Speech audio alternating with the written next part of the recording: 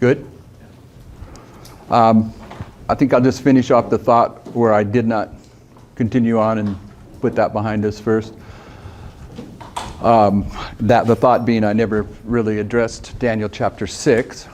What I was saying in the last presentation is that we can see a structure in Daniel chapter 1 that fits the structure that we've been developing from 9/11, 150 days of hiding, from midnight to midnight cry. This 10 times is noted there. That you can see in Daniel 1. We've been putting in that in place from our history. And I'm saying that when you get to the midnight cry, that it's Daniel 2 that's being illustrated. And at the level I'm looking at, I'm not saying that chapter 1 is the first angel's message, 2 the second, and 3 the third angel's message.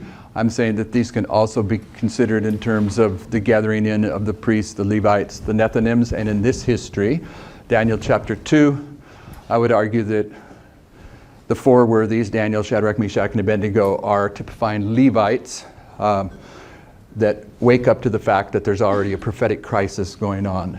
Keep it simple like that. And then in chapter 3,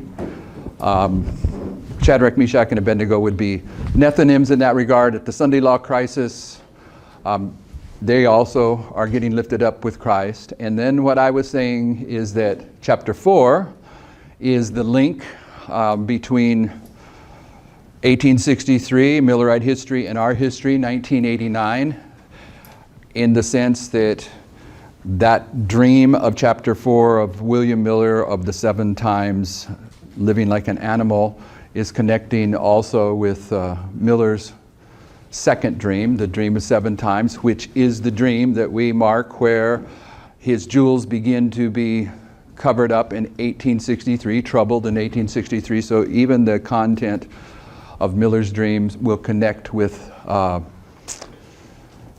the theme of Daniel chapter 4, and in Daniel chapter 5 we have the end of Adventism. I'm saying in that regard, the beginning of the leadership of Adventism at the beginning, 1863. James White, if that's a simple name to put in there, is Nebuchadnezzar rebuilding Jericho, or Nebuchadnezzar saying, "This is great Babylon that I've built," and then the 7 times sets in for Nebuchadnezzar and for Adventism, beginning with James White in 1863. And it continues on until chapter 5, which is Belshazzar, which would be Adventist leadership at the end of the world, that we're supposed to know the history of the Millerites as typified by Nebuchadnezzar, the first king of Babylon, illustrating the last king of Babylon. And the story in Daniel chapter 5 is consistent with what I'm saying. When Daniel comes in and confronts him, he says, though thou knew all this. So the end of Adventism had all the information they needed to understand that history. They rejected it. Okay, so in this history, they're coming to a conclusion. Now, I always have to qualify it because I know that there may be new persons in here. In the time of Christ, Sister White says in Desire of Ages, at the birth of Christ, the leadership of the Hebrew church was passed by. Most Adventists probably don't pick up on that. But as a covenant people, they were passed by with the birth of Christ. But it's a progressive passing by. When he was 12 years old in the temple, there were teachers in there, priests that should have understood who was teaching them, and they rejected that. They were being passed by progressively. At his baptism, at the cross, all throughout it is a progressive close of probation until you get to the stoning of Stephen. So I'm not denying that, but it's illustrating the progressive close of probation for Adventism. Over here in 1989, the time of the end, the leadership of Adventism was passed by.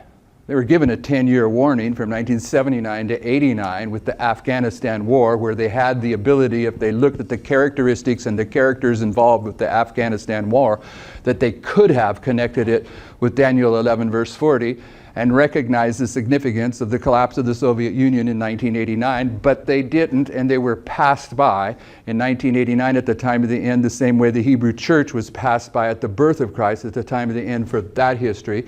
But it wasn't a complete passing by, if that's the way to say it. It's progressive.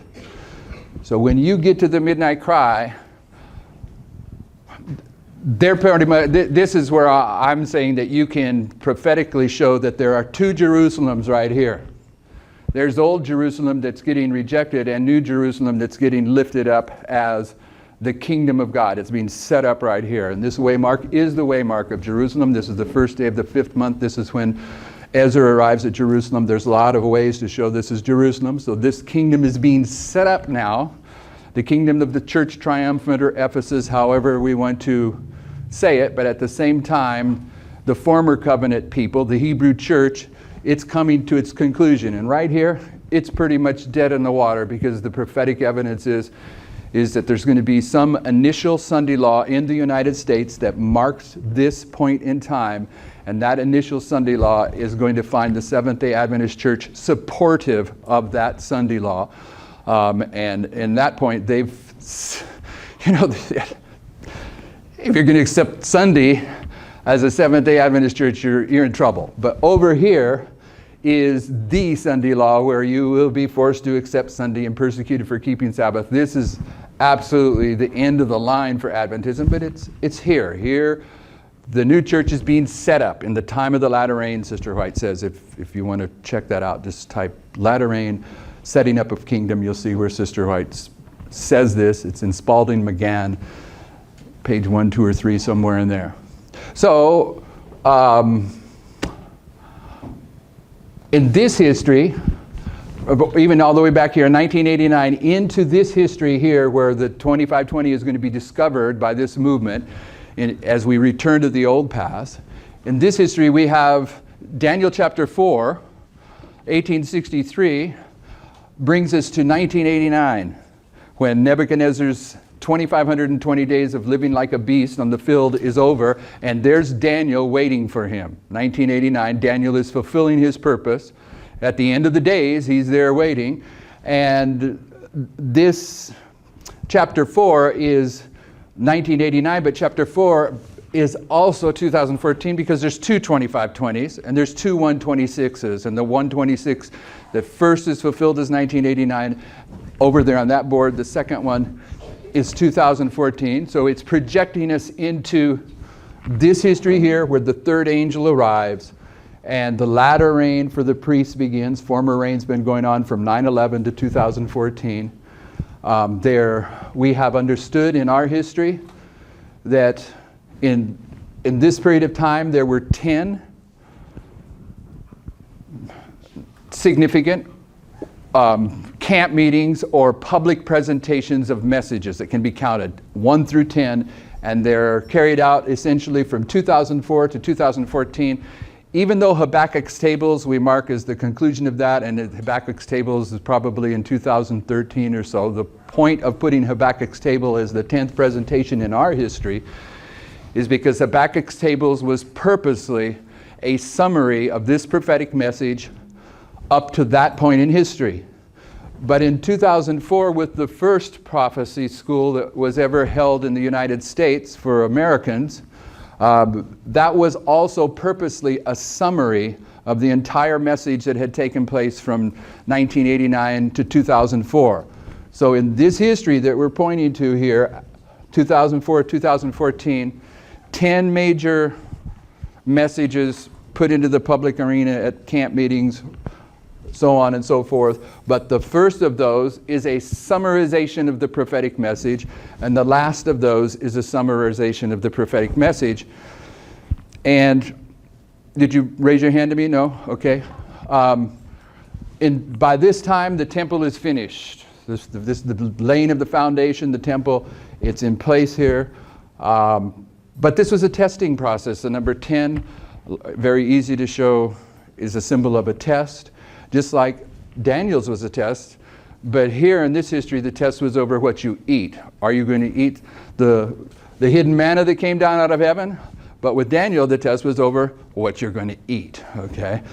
But the 10 days of test that brings you to the point in 2014 where you can begin to see the distinction between those that are eating devil's food or heaven's food. You can see that distinction in their countenance. Corresponds to the very time that we mark as the latter rain for the priest, which is, the latter rain comes to bring the final perfection to the crop, okay? And it's in that history, latter rain history, where you will be able to see a tare plant and a wheat plant reach a point where you easily see the difference between the two. So in this history, there is a test marked by the number 10 that takes you to 2014, and now the next waymark in this process is midnight, November 9th, 2019. This movement, I don't know how many of you are familiar why I would be saying such a thing if you've never heard about it before. But this movement marks the collapse of the Soviet Union as a fulfillment in 1989 as a fulfillment of Daniel 11 verse 40. And the history that we point to mark that was the bringing down of the Berlin Wall. And that took place on November 9th, 1989. So we're saying that in this reform movement that begins in 1989, that when we get down here to midnight, which would be November 9th, 2019, that this is 30 years exactly, and that this is the process of the Lord developing a priesthood that is going to be connected with Levites, that's going to be used to bring in the Nethinims as we head to the end of the world and the harvest is underway, the various harvest, priests, Levites, Nethinims, 144,000. But this being the history of the priest, it is not an accident that in order to be a priest in the Old Testament, you had to be 30 years old. And this movement begins on November 9th, 1989. And right here on November 9th, 2019, you are 30 years old, you are a priest. The priesthood has been prepared, and it's going to go into this history, begin to function as a priest, but also serve as an offering, a first fruit offering. And the priests are a first fruit offering, but the Levites are a first fruit offering. Why would I say that? I would say that because the Sunday law is often typified and marked as such in the Spirit of Prophecy as Pentecost. Testimonies, Volume 5, page 214 to 216. Sister White will show you that when the decree goes forth, their character remained pure and spotless for eternity, but she's going to reference that decree. She's going to connect it with Pentecost. Pentecost is a symbol of the Sunday law, but Pentecost cannot be separated from Passover. It can't be separated from Passover. Over here, if this is Passover at the cross, you have the death, resting in the tomb, resurrection. We already worked through this the other day. This is the cross, rest in the tomb, Feast of First Fruits, and on the Feast of First Fruits, you're going to begin the Feast of Weeks. Counting this day first, you go 49 days into the future, and it's going to take you to the 50th day, which is Pentecost. In the ceremony, if that's the right word to say it, of Passover, there is a first fruit offering that is brought in. But that first fruit offering, they would go out into the field and cut those sheaves and bring them in and wave them before the Lord, period. And we're saying that the priest here's close of probation is a point of time, but we're also saying that the Levites' close of probation is a period of time from here to here. But I'm also claiming that the Levites are a first fruit offering as well. And remember, I'm putting some emphasis on first fruit offering because in Revelation it says the 144,000 are a first fruit. But I'm wanting you to see that the priests and the Levites in this connection are two different first fruits. The first fruit offering that would be offered at Pentecost was not a sheaf of barley that had been cut down and brought in. It was grain that had been gathered and then taken off the vine and then crushed, I suppose, cleaned up, turned into flour, add some water, add some leaven, bake it into 2 loaves. So this first fruit offering that's going to be lifted up at the Sunday law that the Levites are representing is a first fruit offering that is not the harvest, the gathering, the collecting of that first fruit offering is not a point in time like it is with the priests. It's a period of time. There's a process. You have to gather the grain, separate the grain, grind it, mix it, bake it, then take it before the Lord and lift it up, as the Bible says, as a first fruit offering, a wave offering. So yes, the priests, the Levites are both first fruit offerings, but they are different in that regard. And that difference corresponds also to their close of probation. The priest's probation closes here. Point in time, done deal, November 9th. But for the Levites and for the Nethinims, it is progressive, and you can see that in the feast. And what I'm saying is you have to start counting, just so I remind you that you have to start counting this 49 days, this Feast of Weeks. You have to start counting it on the Feast of First Fruits. Can't start it after or before. Therefore, you have to start this Feast of Weeks that takes you to Pentecost at this 3rd waymark. Is it okay to call this the 3rd waymark? The cross being the first, resting in the tomb the second, and then the Feast of First Fruit, his resurrection is the 3rd waymark. Well, then you know, if you're willing to say that that's a 3rd waymark, you know the principle that you can't have a 3rd without what? A first and second. So you have to have the cross, the resting in the tomb, with the first fruits, resurrection day. You have to have that. That's 3 days. But you have to use that day to begin counting 49. So that you can't separate these festivals of Passover to Pentecost. They are connected, and they produce 2 first fruit offerings. And we're saying the first fruit offering here, that is the priest, was typified by Christ, the first fruit offering on the cross. And Christ is the high priest, and he is the example for the priests. But the first fruit offering over here with the Levites, progressive, together, 2 wave loaves. So, Daniel chapter 4 brings us into this history with William Miller's dreams, not only to here at the end of the 126, but to here. And in both of these places, we should see Daniel standing in his lot, ready to fulfill his purpose.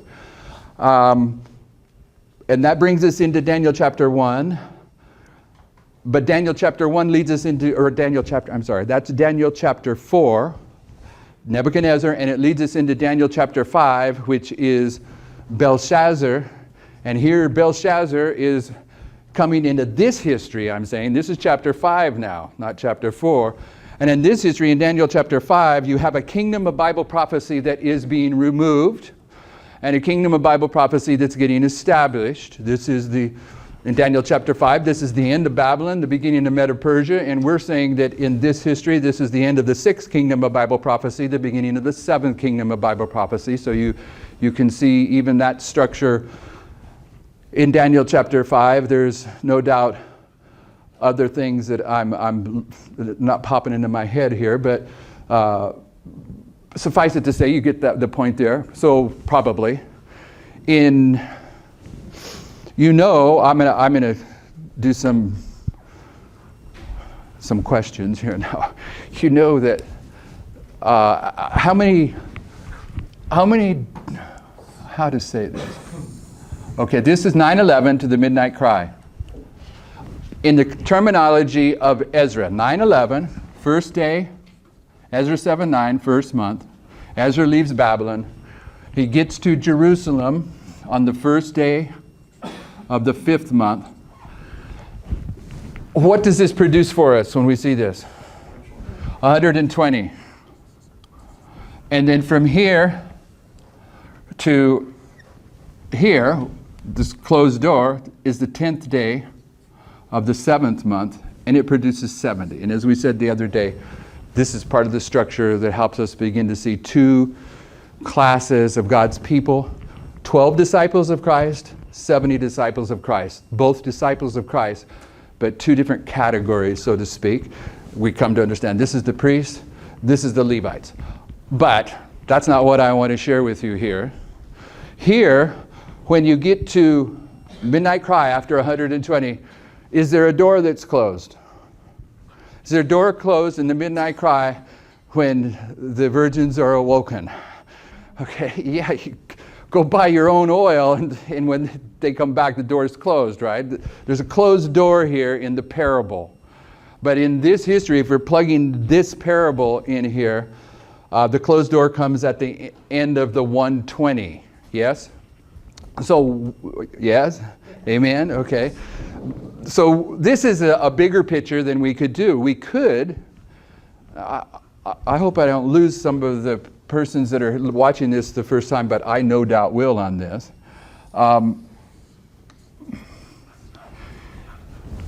This here we're saying would be the midnight cry. Amen? Sunday law and 9/11. But this same structure can be, this is the structure for Adventism, let me say it that way.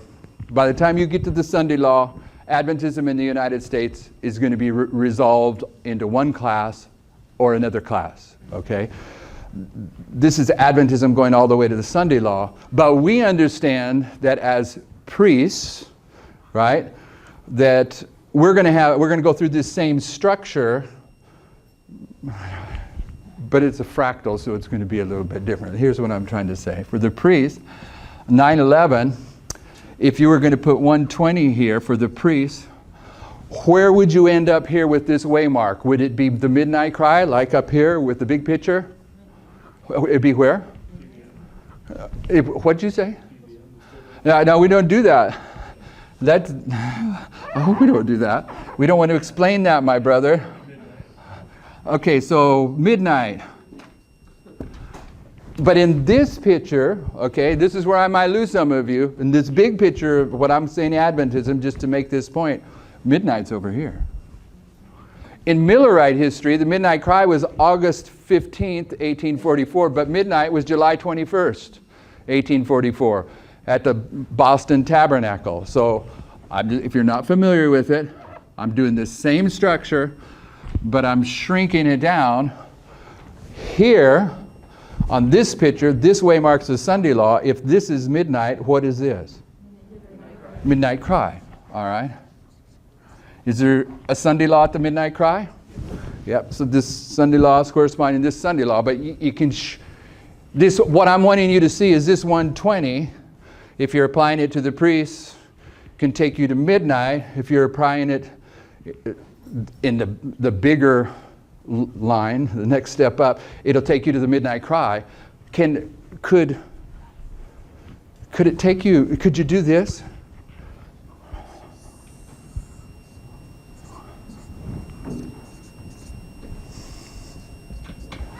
Could you do that? Could you have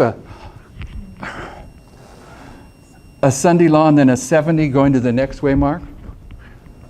Yes. Yes, who said yes? I did. Well, why would you say that? Because we used to do it. Because we used to do it. It had to do with 9/11 Sunday law. Okay, if you had to do it, how would you do it? How would you just, we used to do it, that's not a good enough witness, right? I probably used the cross, the stoning of Stephen, or... The cross is... I'm sorry. The baptism and stoning of Stephen.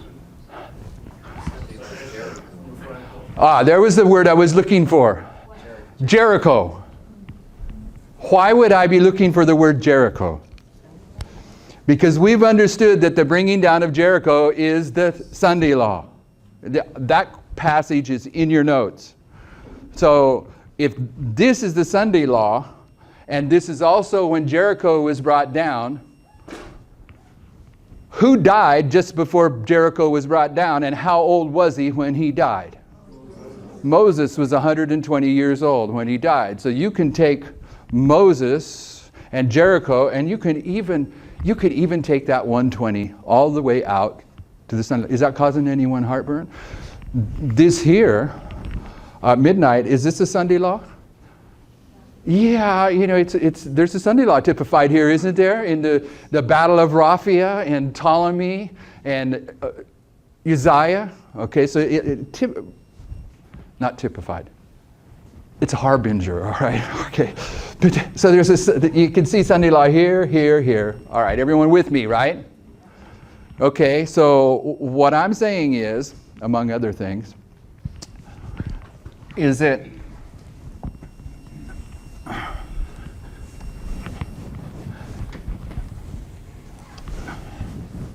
I think we need that.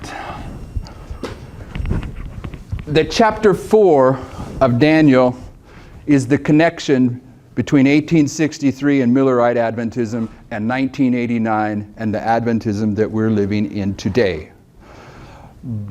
But it doesn't just connect with 1989. The 126 also takes us all the way into this history, to 2014. So Daniel chapter 4 is connecting us with this history. I'm saying that Daniel chapter 5 is putting us into this history. This is the end of Adventism. They have rejected the handwriting on the wall.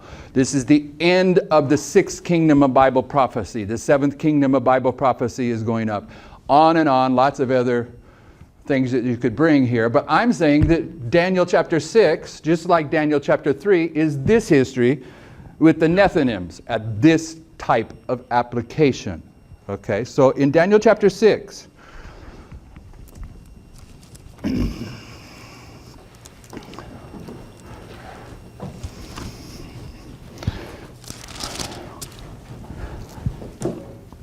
it pleased Darius, verse 1, to set over the kingdom 120 princes, which should be over the whole kingdom, and over these 3 presidents, of whom Daniel was the first, that the princes might give account unto them, and the king should have no damage. So I'm saying that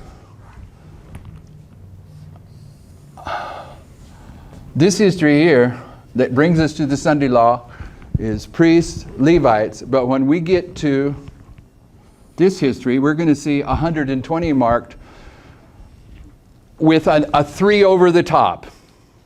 So it's similar to this history in my mind at one level. You have 3 years, but within this very story of the 3 years of study with Nebuchadnezzar, you also had a 10-day testing process with a little period of time before it. So you had a repeat and enlarge within this history of this 10-day test followed by this 3-year test.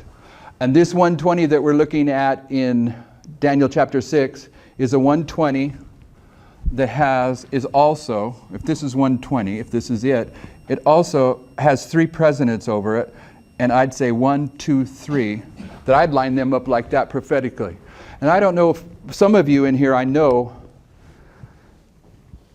understand that we've reached a point to where we have identified certain prophets in the Bible as the symbol of the first angel, second angel, third angel. And one of the proof texts that we do that is where they're introduced. Okay, let me go a little bit out of sync. We go to Ezekiel chapter 1.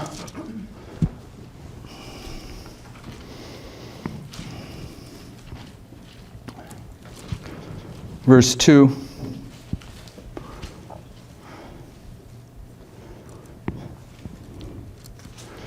In the 5th day of the month, which was the 5th year of King Jehoiachin's captivity. Now, the logic that you would bring to this if you were going to get into a real defense of what I'm going to claim, and I'm not going to get into a real defense, is that the last 3 kings, Jehoiakim, Jehoiachin, and Zedekiah, can be demonstrated to be the 3 angels' messages. Jehoiakim is the first angel's message, Jehoiachin, the second angel's message, and Zedekiah, the third angel's message. And here what I'm wanting you to see is that in Ezekiel 1, and it's not an accident, verse 2, that Ezekiel is associated with Jehoiachin, who is the second angel's message, and it's there in verse 2, chapter 1, verse 2. Now, that's just touching the surface of why we can identify that Ezekiel represents the second angel's message, Ezekiel's book. Okay, and as you go on further, you know that the second test is a visual test, and you that have read Ezekiel know that perhaps the most visual book in the Bible is Ezekiel, okay? With the wheels within the wheels and the lightning and the hand and all those type things. It is a visual presentation. It's also in the history of the second angel, in our history, that the temple gets built. And the temple that gets built in our history is this temple at the end of Ezekiel that gets built in our history at the end of the world. So Ezekiel, second angel's message. There is also a prophet that you can identify as the third angel's message. Everyone remember who that is? Jeremiah 1, verse 3. It came also in the days of Jehoiakim, the son of Josiah, king of Judah, unto the end the 11th year of Zedekiah, the son of Josiah, king of Judah, unto the carrying away of Jerusalem captive in the 5th month. Here in verse 3, chapter 1 of Jeremiah, Jeremiah is associated with Zedekiah. Zedekiah is the third angel's message. And you'll notice that in verse 3, it's going to introduce you to the fact that Jeremiah is there with the time period of Jehoiakim. I'm arguing Jehoiakim is the first angel's message.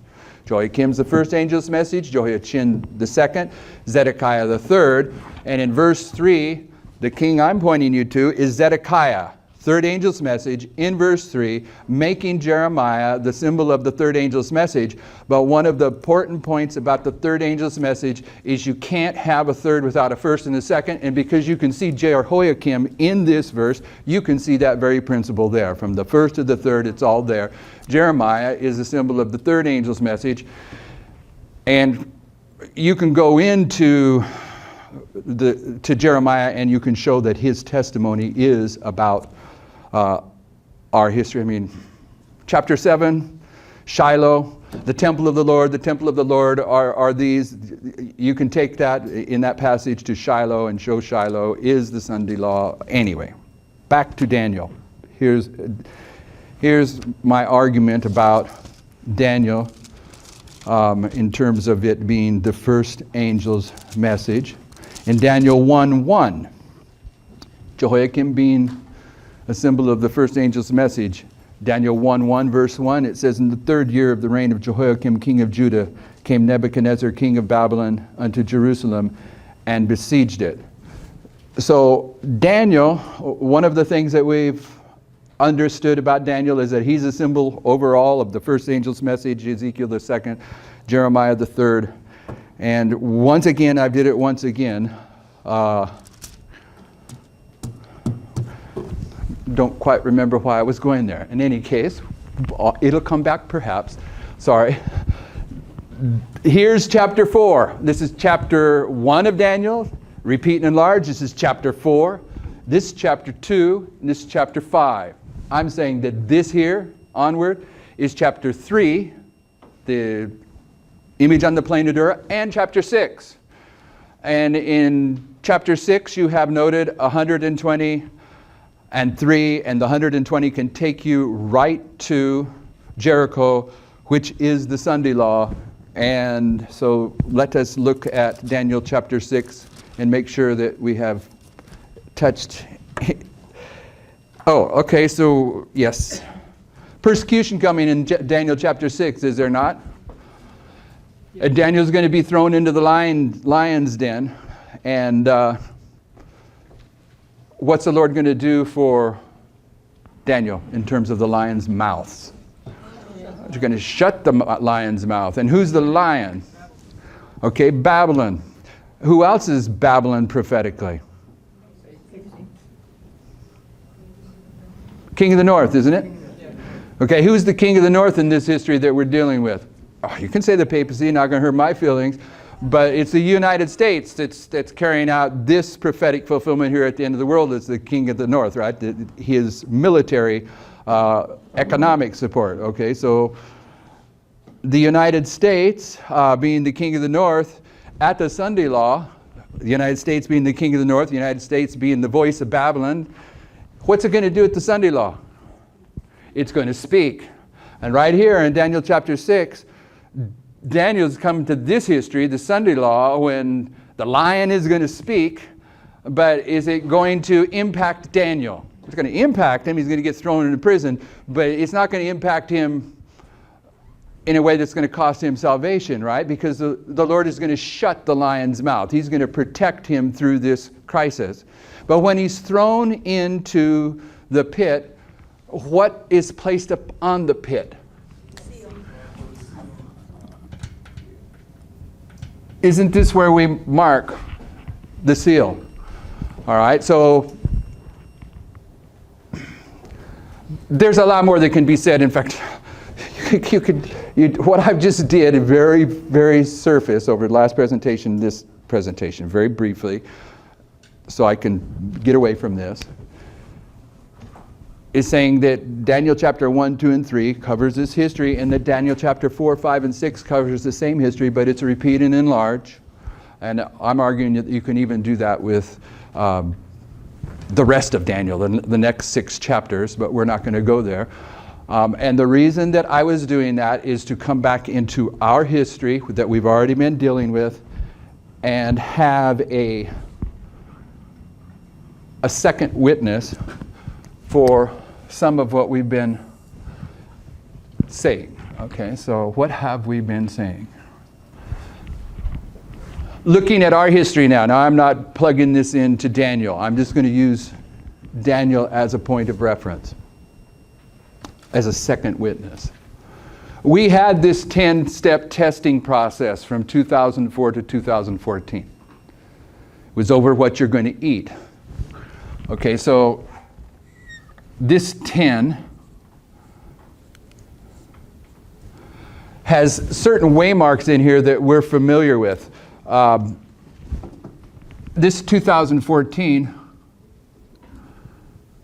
2012 has become a date that we deal with, because this date is when we first begin to handle the possibility of time application again, and it doesn't go forward at this point. It's introduced. Even the brother that introduces it, he says, I can't get around the spirit of prophecy quotes. I just know the Lord's going to have to do it somewhere down the line. And so it wasn't resolved at that point. And the prediction in association with that time element was saying that there would be a Sunday law in 2014, which there wasn't a Sunday law out in the world that you could see.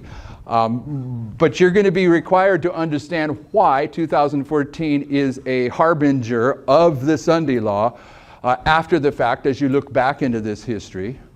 But I think Sister Kathy was telling me that the first time that we began to discuss the 4 generations was 2011. So I'm just wanting us to see here that this history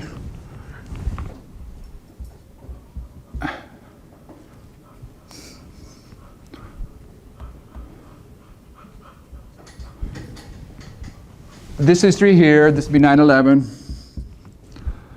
former reign, latter rain, has been very specifically marked out in the scriptures, and that this history here, from midnight to the midnight cry, is where this first fruit offering is lifted up. And that by here, the temple is finished. How many in here, I'll keep it easier. How many in here do not know what I am talking about at this point? Raise your hand and don't be embarrassed, because I know there's some people out there that don't. Okay, so I'm seeing maybe, I don't know what percentage it would be.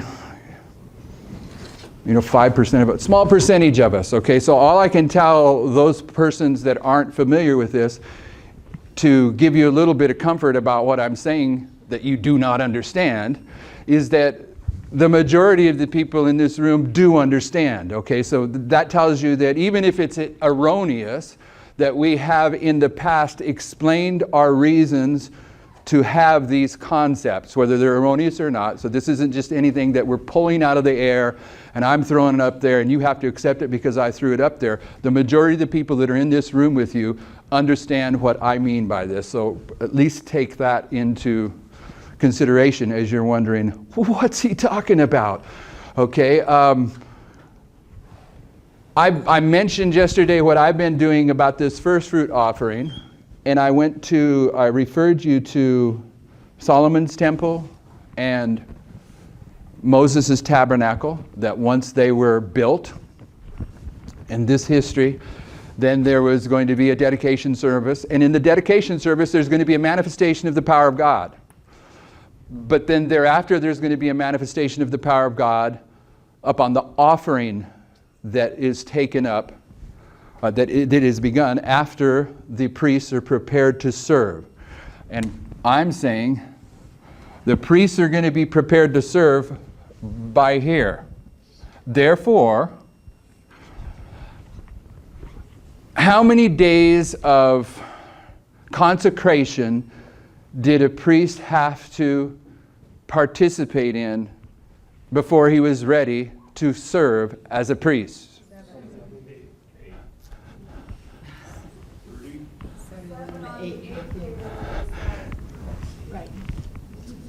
There's 7 days of consecration, and on the 8th day, they're going to begin to function as a priest. Yes? Yes. Okay, this is day 8. From here to here, I'm calling day 8 in that regard. But the preparation of the priesthood, the consecration of the priesthood, the anointing, the cleansing, however you want to describe what goes on for these 7 days, getting the priests ready to function as priests, it's going on, but at the same time, the temple is being built, and it's going to be consecrated. And how many years does it take to build the temple? Yeah, that's right if you're doing Herod's remodel. But what about Solomon's temple? Yeah, we won't do with the half right now, but the Bible says more often than not that it's 7 years. So 7 days to consecrate the priest, 7 years to get Solomon's temple prepared. But I'm not denying the 7.5. It's important to me. So in this history, typically, I would put the 7 years all the way to here, and then this be the 8th year. But I want to make sure that we understand that there are 2 manifestations of the power of God. One that goes on in the temple after it's finished. So I'm going to say there's going to be a manifestation of the power of God in this history. This is what represents a manifestation of the power of God for me, right there. Okay, the temple has been built, prepared, and now what do they do that marks the manifestation of the power of God in Solomon's temple? What happens that... No, that's what happens, but what happens that leads to that manifestation of the power of God? They bring in the Ark of the Covenant. It's been prepared, and when they bring in the Ark of the Covenant, then glory fills the temple and smoke, and there's no one that can enter into that temple during that manifestation of the power of God. So I'm saying that after the temple's finished, which we're marking as 2014, you're going to see a manifestation of the power of God within the temple in agreement with both Moses' tabernacle and Solomon's temple.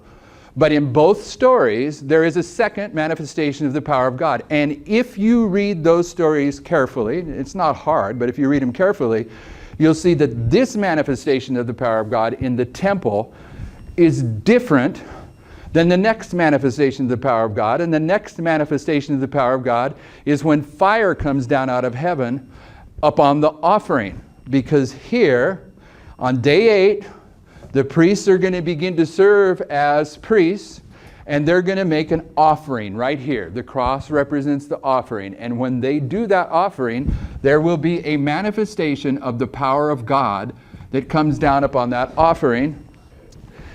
And when the Bible and Spirit of Prophecy speak about it, there's a difference between this manifestation of the power of God the temple, and the manifestation of the power of God in the offering.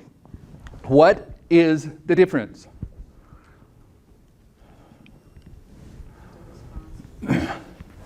The response might be the right way to say it. This here, the Bible and Spirit of Prophecy both identify it was humbling and overwhelming to the people. They're humbled in the dust that the Lord would condescend to come down and be with them. They're overwhelmed. But with this one, they shout aloud, they cry out. They're so overwhelmed with fire coming down out of heaven, consuming that offering, that it's marked that there's a loud cry, a shout at this point. So what's a loud cry or a shout represent prophetically? Proclamation of a message, right? There's something that's getting proclaimed. This manifestation of the power of God is identifying something that brings humility and unity into this people, accomplishes something within them internally. This no doubt accomplishes something within them internally, but it produces a proclamation of some type of message. That's based upon the studies that we've did upon the Solomon's temples, Moses' sanctuary, and the consecration of the priests. So in our history, I'm saying in our history, when you get to 2014, you are at the Sunday law for the priests. Does that cause anyone heartburn? We've went through that already here in these meetings. That the 126 that takes you to 2014, it begins when? It's over there. It begins in 1888. 126 years later takes you to 2014. Therefore, as a student of prophecy, you have the responsibility to take the characteristics of 1888 and expect to see them reflected in 2014. And you have many places where Ellen White says that Jones and Wagner in 1888 were bringing the third angel's message in verity.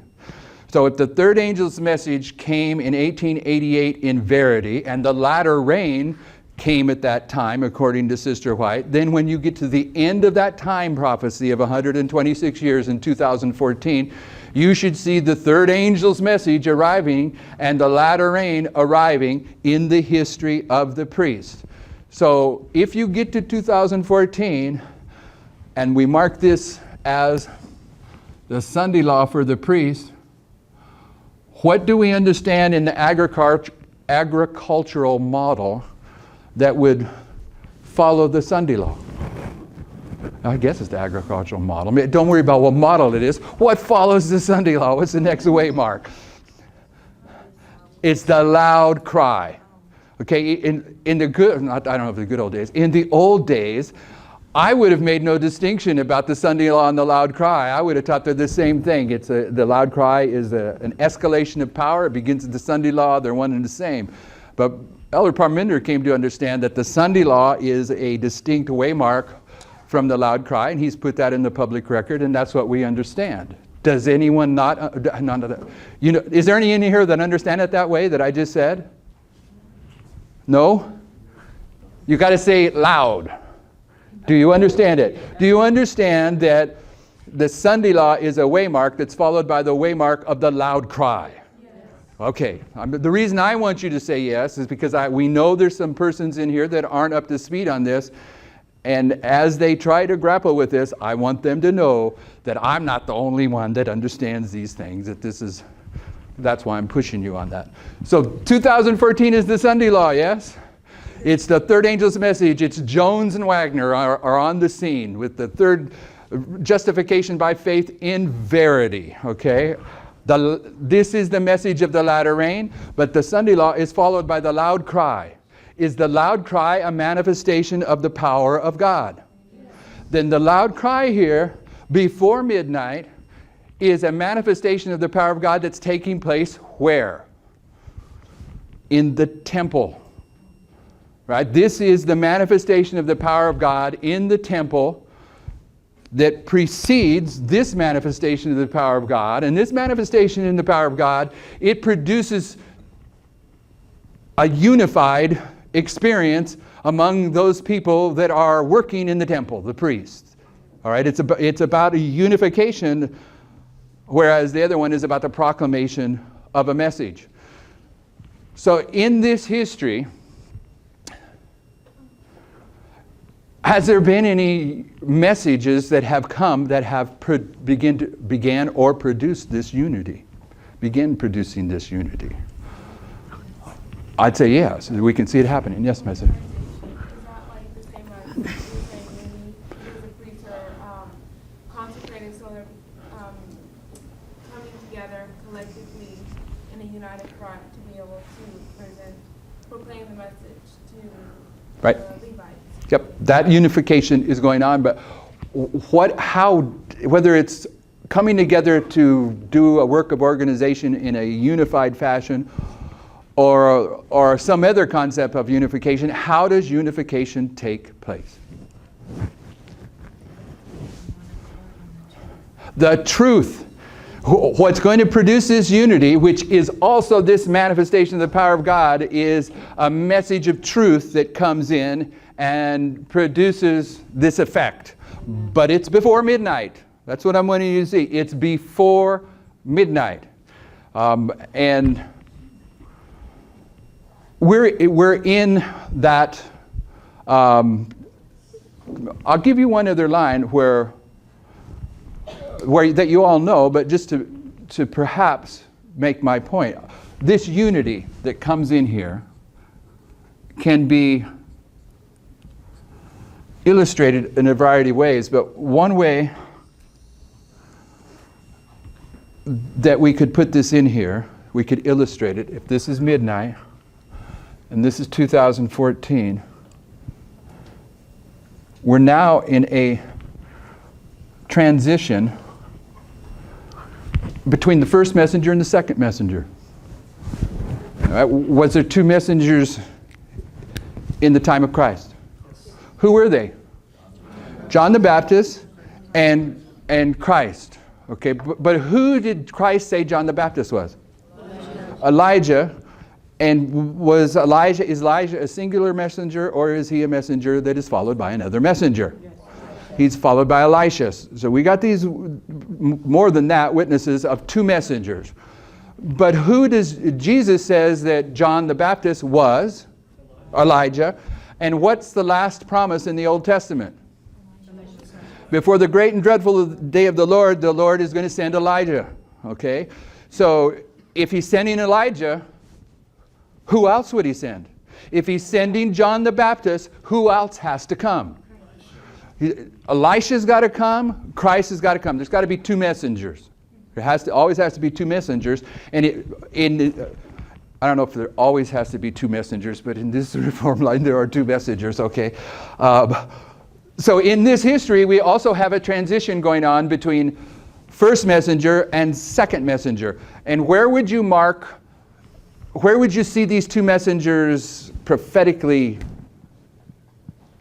touching? Okay, there's more than one place. But right here. 9/11, okay? Why? Oh, I was thinking when Mary does what that's called. Mary. That may be, but that's not the one I'm looking for. There may be many lines to prove this. I want to focus on it. The baptism of Christ. Who's baptizing Christ? John the Baptist. Where is he baptizing him at? At Jordan by Bethbara. Little town of Bethbara means ferry crossing. And it's at Jordan, at Bethbara, is the same place that the children of Israel crossed into the promised land, the identical place. It's the crossing place. And Jordan means descender. So there's a crossing over at the time that the descender is marked. And John said of Jesus, he must ascend and I must descend right there at that point, at 9/11. At 9/11, you have both messengers, and the pronouncement is now the transition between the first and second messenger is underway. It's not going to happen instantly, but it's underway. And one's going to decrease, and the other is going to increase. Everyone see that. It has to be that way to fulfill Malachi's final promise. I'm going to send you Elijah before the great and dreadful day of the Lord. But if I'm sending you Elijah, John the Baptist, then you got to get Elijah and Christ as well. Okay, so in this history, what would bring unity? We're in 2014 now. Temple's been completed. Now the Lord is going to bring the Ark of the Covenant into the temple. When's he bring the Ark of the Covenant into this temple? Now this is one of those things that I've understood and I've taught, but I've really never heard anyone reteach it or echo it. But so far they haven't come up and said, hey, that's just bold-faced heresy either. So until someone comes up and he hits me up, explains to me why it's wrong, I guess I'll just keep going with it. But in any case, there would be a point, a subject, something that should have been typified by them bringing the Ark of the Covenant into Solomon's temple, because when that took place, there was a manifestation of the glory of God. What would the bringing into the finished temple of the Ark of the Covenant speak to in our history, if that manifestation of the power of God that was going to follow was going to produce unity? So whatever it is, it also would be something that would produce unity.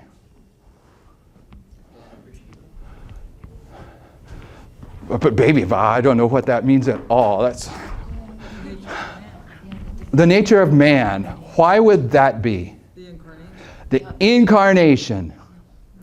The incarnation is what doctrine? It's the last doctrine. Why is it the last doctrine? What am I talking about? What was the first doctrine? The Sabbath. At the beginning, Ellen White's taken into the most holy place and she's seen the law of God, but she's seen that the fourth commandment glowed. Okay, so at the very beginning, October 22nd, 1844, the doctrine that is illuminated at the beginning of Advent history is the Sabbath. And the Sabbath is the sign of our sanctification. And our sanctification is accomplished when we participate in the experience of our combining our humanity with His divinity. There's no way that you can claim to be a sanctified individual if you are not in possession of the experience of the combination of humanity with divinity. So I want you to see at the beginning of Adventism, the first doctrine that is enlightened in vision for us is the Sabbath. But the Sabbath is simply another illustration of the incarnation, the doctrine of the incarnation. Because the doctrine of the incarnation, Sister White says, about the end of the world, the students of prophecy at the end of the world are going to recognize that the doctrine of the incarnation is invested with a soft halo. So the doctrine at the end of Adventism that is illuminated, that was typified by the doctrine at the beginning of Adventism that was illuminated, is the doctrine of the incarnation. And the beginning and the end are the same, only different. The Sabbath and the doctrine of the incarnation are pretty much two symbols of the mystery of godliness, Christ in you, the hope of glory. So the end is the beginning, but it's the last. It's the last. When you get to the point in this movement where there is a doctrinal argument over the truth about the combination of divinity and humanity, you're at the point where there is a manifestation of the power of God going on in this movement that is finalizing the division between two classes of people, and you're at the point where the unity is coming in. And when was it that the doctrine of the incarnation gets introduced into this movement? Does anyone know that day? 2017. Okay. So in 2017, that doctrine is here, but I'm not saying it's a singular event that produces this unity or that is the manifestation of the power of God. I think there's other things, and one of the other things I want to point to is we've already dealt with in 2014. Maybe you want to challenge me on this, but I'm saying that from 9/11 to 2014 is the former reign for the priest, And this is the latter rain for the priest. Is that how you understand it? Okay, so in this history here, where I'm saying this manifestation of the power of God is going to come into the temple and, among other things, produce humility and unity, that the doctrinal subject that marks the last doctrine that will be argued over and along that line is the doctrine of the incarnation. But before you even get to the doctrine of the incarnation, you're in this history of 2014, which is the latter rain.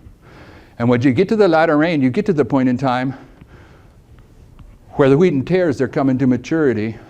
And not only can you recognize then the difference between a wheat and tare, you know what? You have a responsibility to recognize the difference between the wheat and tares. So on the doctrine of the incarnation, it brings to light that sin is a choice and not a condition. And so that's causing me issues with the descender and ascender, because I don't think we have two witnesses for that. Because John the Baptist comes in knowing that he's the forerunner. But when you talk about Elisha and Elijah knew he was getting translated. So in a way, he didn't descend, he ascended up. So he's not, the Lord has to always leave a witness in the earth. And so if you want to then bring in Moses and Joshua, it was because of Moses' sin or choice to sin and striking the right rock twice that he wasn't able to go into the promised land. But he was originally told he was. So I'm trying to see, do we really have that? Is set in stone that you have to descend and another ascends? Because I don't see two or three witnesses for that based on the doctrine of the incarnation. So you're telling me that if Elijah is ascending and he's typifying John who's descending, that's a contradiction. And I'm saying that it isn't a contradiction, because Elijah, they wanted to kill him, but they couldn't. And they wanted to kill John the Baptist, and they did. The parallel of Elijah and John the Baptist more often than not is a direct opposite. So you're telling me I can't use Elijah because he's ascending, and I'm saying he typifies John the Baptist because he's descending, and I'm saying that argument proves my point.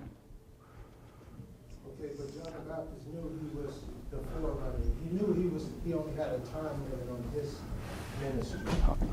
Could be. I'm not so sure where you're going with this, but it isn't where I was going with this. I'm going to move away from it so I can get to my next point. I'm talking about this history. I'm not worrying right now so much about the transition between John and Christ, or the first messenger, second messenger. It's part of this story, but I'm not there. I want to pull the trigger on one more thing, okay? And that took me away from there, is why I'm backing out of it. Okay, so latter rain time period, I'm arguing the plants are at the point now to where you can see the difference between the wheat and the tares. When am I supposed to stop? We're going to eat lunch at 2:30. Okay, I'll stop in a moment. Okay, so in this history, there comes a point in time in our movement where there's an argument over what? Over can you tell a wheat and a tare? And as this begins, Pippenger doesn't have any intention to address Matthew 13, because Matthew 13 is the parable of the wheat and tares. It becomes a controversy. But because of the controversy, he goes ahead and he wades into that controversy about wheat and tares. And he comes down on the right side of the issue that there does come a point in time where you can tell the difference between the wheat and tares, as long as you're understanding that you can make that distinction at the prophetic level, not the moral level. Okay, so that becomes part of the issue, the moral and prophetic. I'm not going to go into that issue. But it's because of that, if you follow the logic, because Pippenger gets drawn in to a discussion of the parable of the wheat and tares, that he gets drawn into a discussion of parables. Okay, going to the parable of the wheat and tares. Okay, let's discuss parables. And he begins to identify what parables are by definition, and then he begins to go through and point by point take the parables apart and begin to teach how you actually should teach parables and apply parables. So he introduces a new methodology. Okay, it's not a contradiction to the old methodology. Jesus was teaching the same message as John, and if you want to check that out, you just go in and see if John did not tell the Pharisees, "Who hath warned you to flee, O generation of vipers? Who hath warned you to flee from the wrath to come?" Go see if John the Baptist didn't teach that, and then go see if Jesus didn't teach that too. They've taught the very same thing. They were using the same methodology. But there came a point in time where Jesus switched. He began teaching in parables. And Sister White tells us exactly where he began to teach in parables. It was in Matthew 13, at the very point that this movement gets drawn into parables. Okay, and the parables now are taking us to a level of prophetic understanding that is a little bit hard to follow sometimes. It's a little bit more complex than the old methodology, even though it's the same methodology. But at the same time, it's producing a clarity on some of these things that you could not have ever seen. So, when did that come in? When did that argument begin on parables? 2016. Okay, there you go. 2016. That's what makes it what? The jewels shine 10 times brighter. Why does that make the jewels shine? Parables are going to... Oh, okay, yeah, all right. Okay, yes. So what I'm saying is in our history, if we're willing to see it, that after the temple's complete in 2014, there are things that we have noted in our history that you can look to understand that the Lord now is manifesting a power. How does Christ manifest his power on earth? You can tell me he can do a miracle. That's not what I'm looking at. It's through a message. He conveys his power through a message. And right now, in this history, he's beginning to fill the temple with his glory, producing a unity and a humility in his followers, because right here, they're going to go into this history, begin to function as priests, and they're going to make an offering, a sacrifice here, that fire is going to come down out of heaven upon. Everyone with me at that point? So when this fire comes down out of heaven,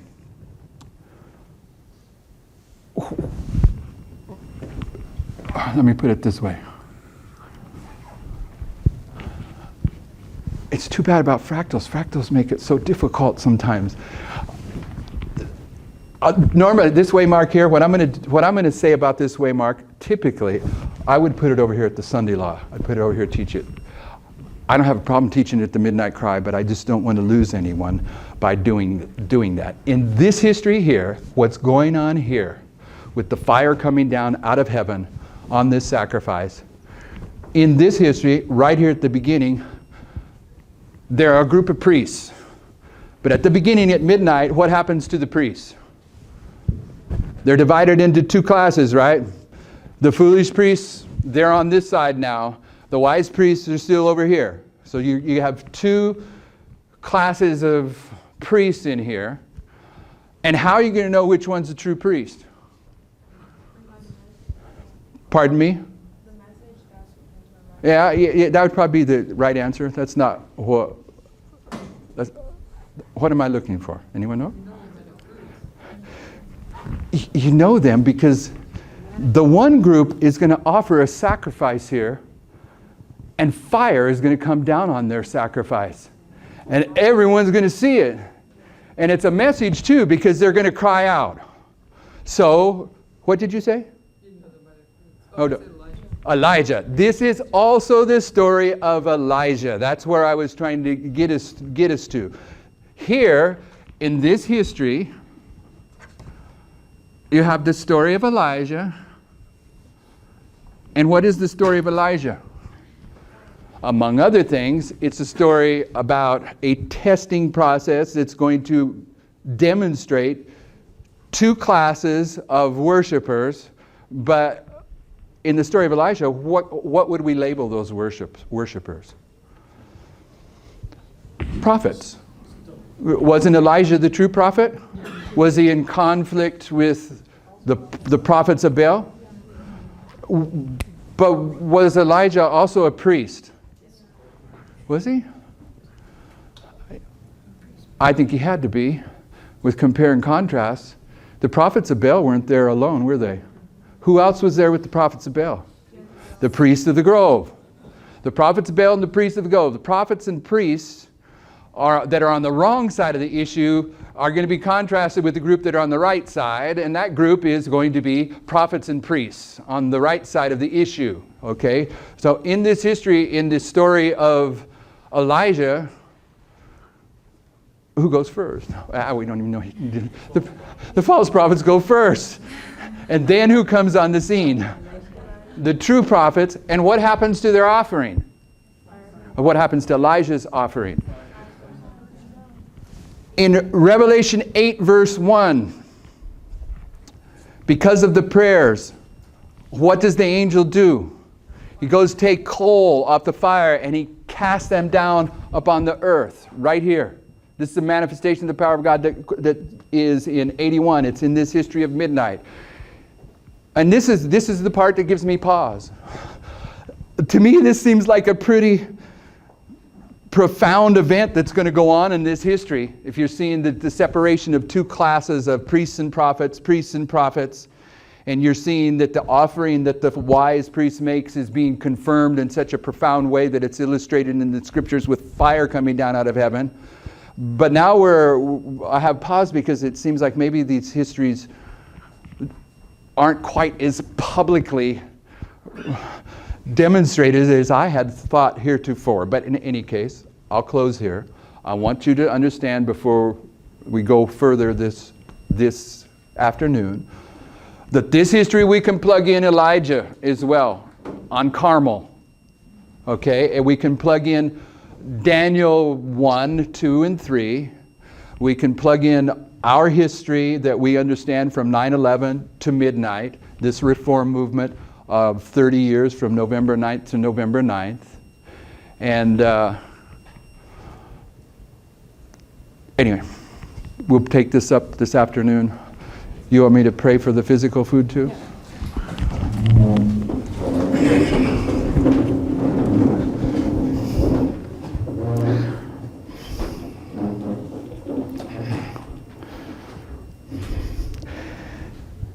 Heavenly Father, we thank you that you are working now to unify your people in advance of midnight. We see your hand in this. We see your hand being directed by the history of the past, that there's no new thing under the sun and you do not change. You're dealing with men as ever the same, and we thank you for that. We see time slipping through the hourglass, and we all have friends and family that aren't ready. We have friends and family that we're afraid may be held accountable for being priests who aren't ready, let alone Levites, Nethinims. Lord, give us the open doors and the opportunities to give a word in due season, and if we can't, allow someone else to do so, that our friends, our family might be awakened and have opportunity to prepare for this coming crisis.